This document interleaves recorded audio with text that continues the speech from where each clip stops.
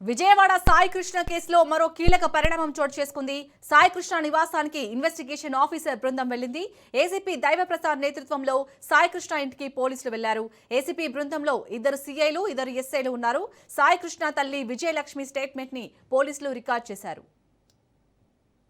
దైవప్రసాద్ నేతృత్వంలోని బృందం మొత్తం కూడా ఇక్కడికి భాగంగానే చూపించండి. మీరు ఎందుకు అలా మాట్లాడుతున్నారు? అసలు పిల్లోని ఏం చేద్దాం అనుకున్నారని మా చెల్లి అడిగితే మీ చేతనం ఏం చేసుకొని మేము తీసుకోవాలి. ఇదే మాట మొండిగా అప్పుడు మేము హైకోర్టులో పిటిషన్ ఫైల్ చేసి చెప్తుందండి. మొన్న 15 హీరింగ్ అండి, బాబుని తీసుకొచ్చి అప్పచెప్తామండి, లేట్ అయింది, వాడు దొరకట్లేదండి. మరి రేపు 29 హీరింగ్ అండి, మరి ఏం చేస్తారు ఏంటనేది వీఆర్ వెయిటింగ్ సార్.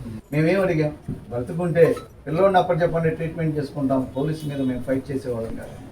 లేదు చచ్చిపోతే బాడీ అప్పచెప్పండి, మేము దహన కార్యక్రమాలు చేసుకుంటాం. దహన కార్యక్రమాలు కూడా చేసుకోకుండా హిందూ సాంప్రదాయం ప్రకారం ఇప్పుడు వరకు మా ఇళ్ళకి అన్నిటికీ తగులుద్ది. పోయినోడు పోయాడు, ఇవాళ కాకపోతే రేపైనా పోతాం మనం, అది మనకొద్దు, పోలీసు వారితో వద్దు. బాడీ ఇవ్వండి సార్ నాగరాజు గారు, పిల్లోడు బూడిది ఇవ్వండి సార్, పోనీ ఎప్పుడు చంపారో చెప్పండి సార్, దినం చేసుకుంటాం.